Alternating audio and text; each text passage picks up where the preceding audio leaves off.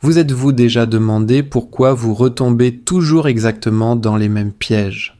Pourquoi, malgré toute votre lucidité, malgré les promesses que vous vous faites à vous-même, vous vous réveillez un matin et vous réalisez que vous venez de reproduire la même erreur, la même dispute, le même effondrement, le même vide, comme si une main invisible vous tirait en arrière, encore et encore. Vous vous êtes dit « plus jamais ». Vous l'avez cru, et pourtant, c'est arrivé de nouveau. Peut-être hier, peut-être ce matin, peut-être en ce moment même, sans que vous l'ayez encore remarqué. Et si je vous disais que ce n'est peut-être pas vous qui choisissez de souffrir, que ce n'est pas votre volonté ni votre personnalité, mais quelque chose de beaucoup plus ancien, de beaucoup plus enfoui, qui agit en vous comme un programme silencieux.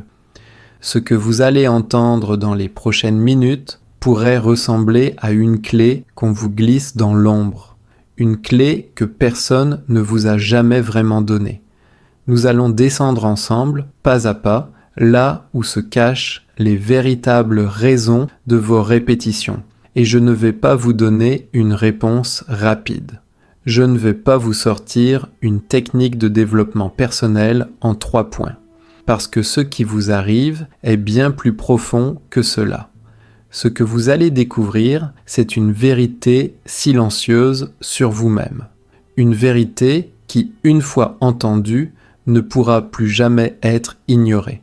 Vous allez peut-être ressentir une légère résistance en vous, une petite voix qui murmure « ce n'est pas pour moi » ou « je sais déjà tout ça, c'est normal ». Cette voix fait partie de ce que nous allons explorer. Restez avec moi. Laissez les mots faire leur chemin.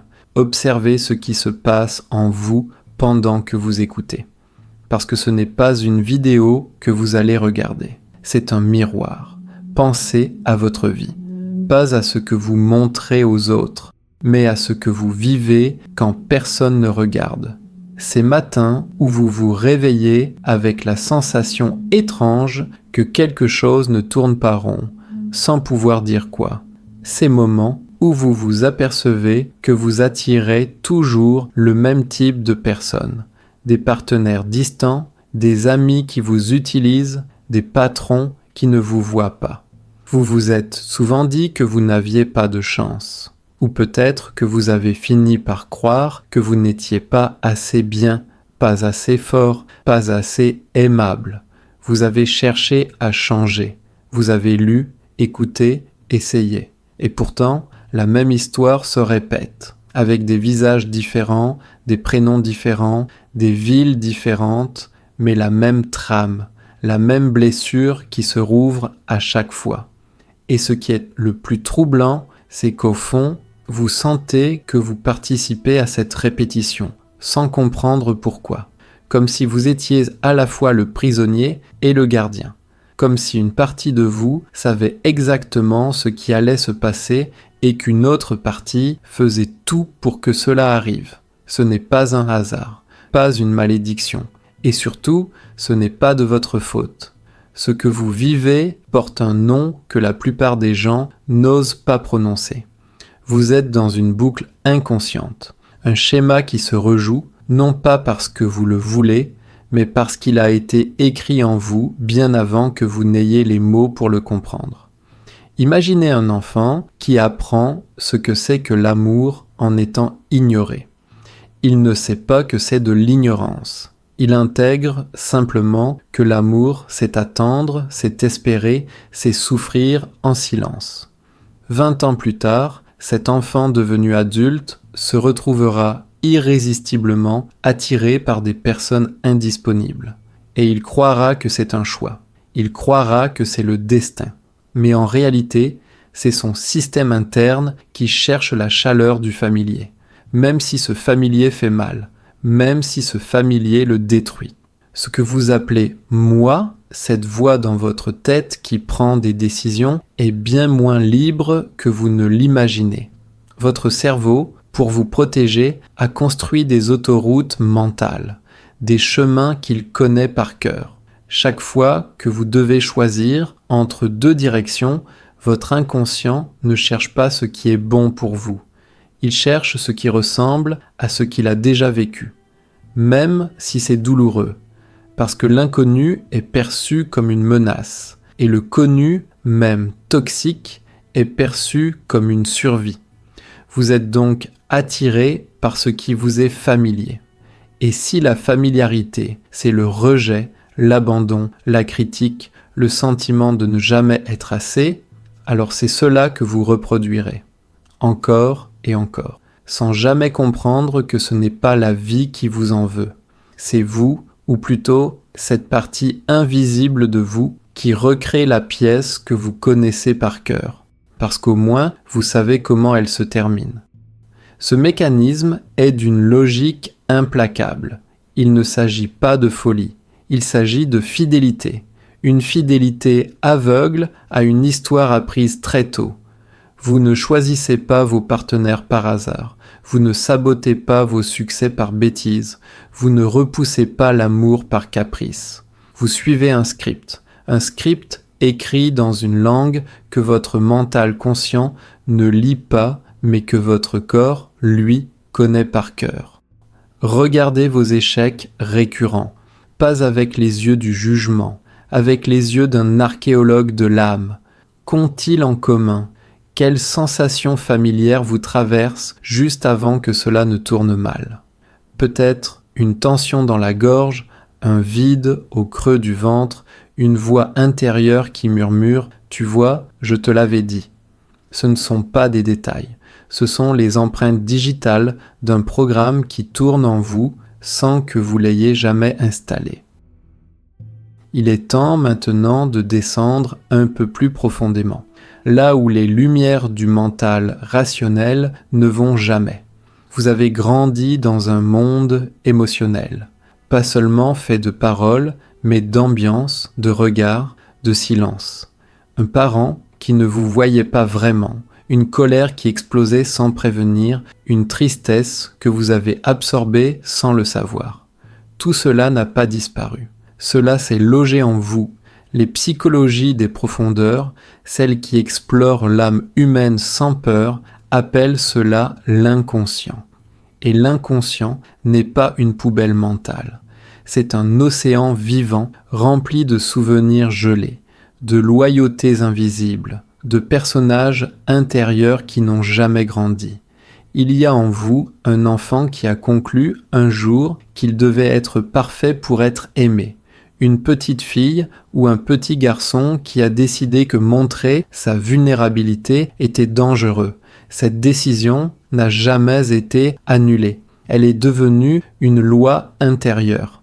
Et aujourd'hui encore, sans même vous en rendre compte, vous obéissez à cette loi. C'est là que réside la blessure. Non pas dans ce qui vous est arrivé, mais dans l'interprétation que vous en avez eue et dans la stratégie que vous avez construite pour survivre. Ces stratégies sont devenues votre personnalité. Vous croyez être quelqu'un de méfiant, d'indépendant, de toujours en contrôle. Mais ce n'est peut-être qu'une armure. Une armure devenue si familière que vous la prenez pour votre peau. Et cette armure attire des balles. Elle attire exactement les situations qui justifient son existence. Si vous croyez que l'amour fait mal, vous vous arrangerez pour que ce soit vrai. Pas consciemment, mais parce que votre inconscient préfère avoir raison que d'être heureux.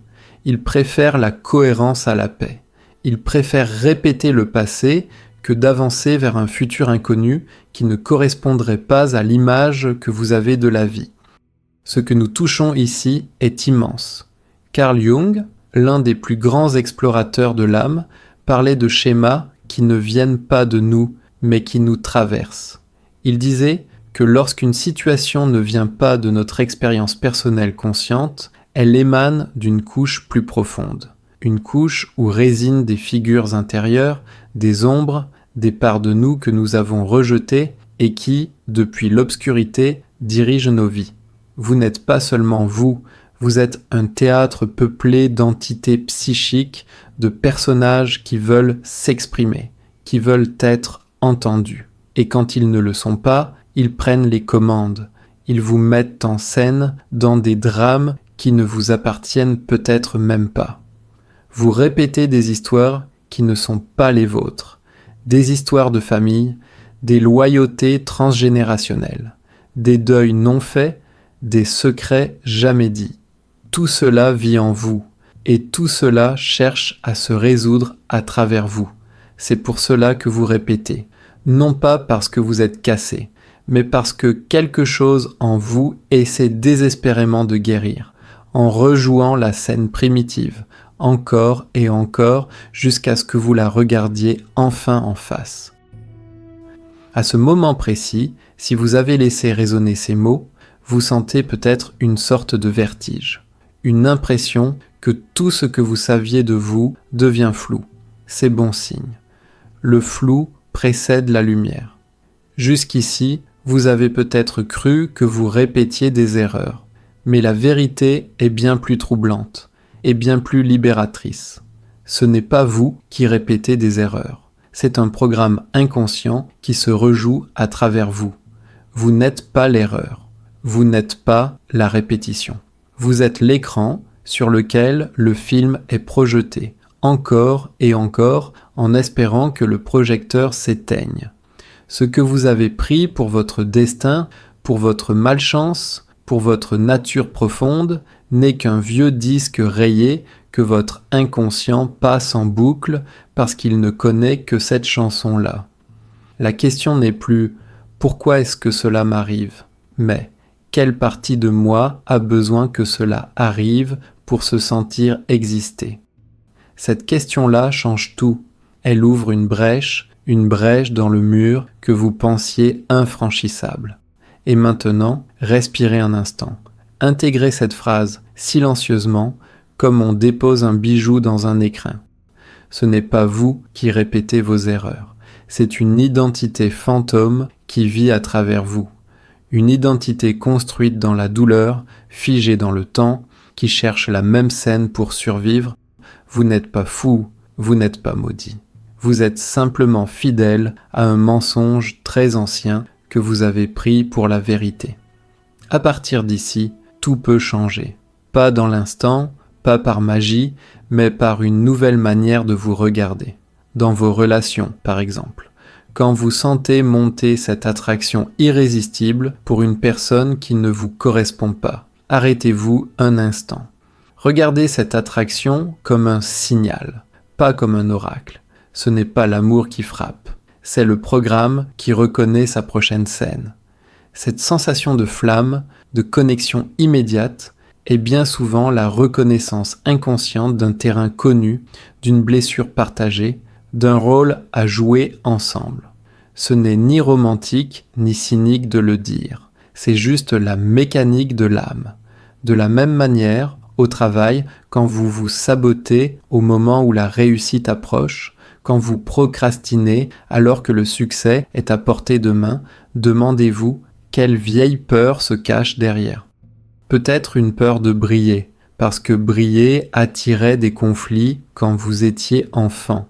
Peut-être une loyauté envers un parent qui n'a jamais réussi, et dont vous ne voulez pas trahir l'échec par votre accomplissement.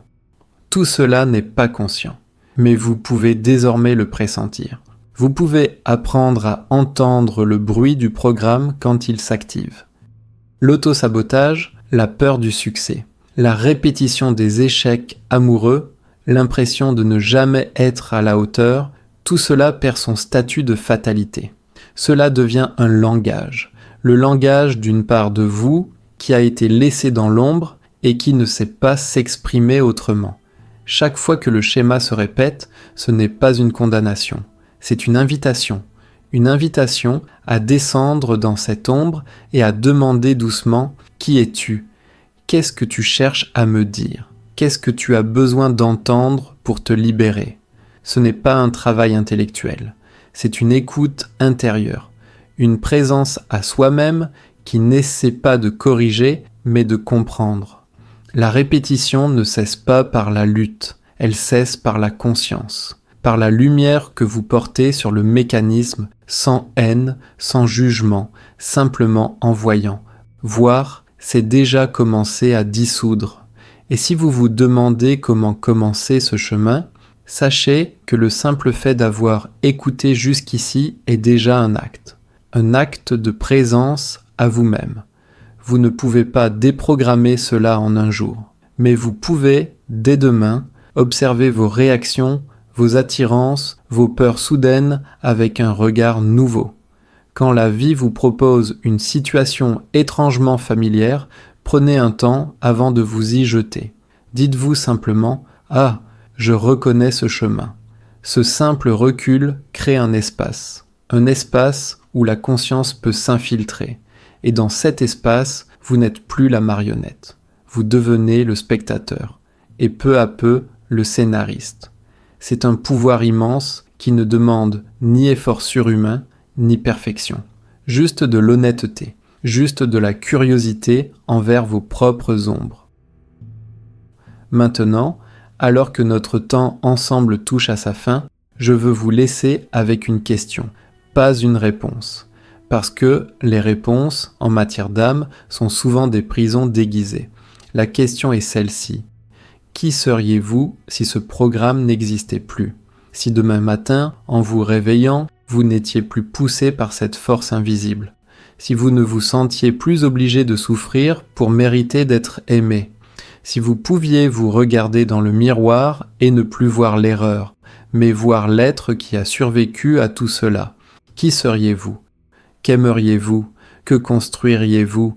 Et surtout, qu'est-ce qui vous retient encore de le découvrir? Peut-être que la vraie liberté ne consiste pas à ne plus jamais souffrir, mais à ne plus être gouverné par ce qui vous a fait souffrir. Peut-être que votre vie entière est une quête silencieuse pour sortir de la répétition, et que chaque chute était une tentative maladroite de guérir. Peut-être que vous n'avez jamais été brisé. Peut-être que vous avez simplement été programmé à vous croire brisé. Et peut-être que ce soir, juste ce soir, vous pouvez commencer à voir ce programme pour la première fois, sans peur, avec cette tendresse étrange qu'on réserve à ceux qui, enfin, s'apprêtent à disparaître.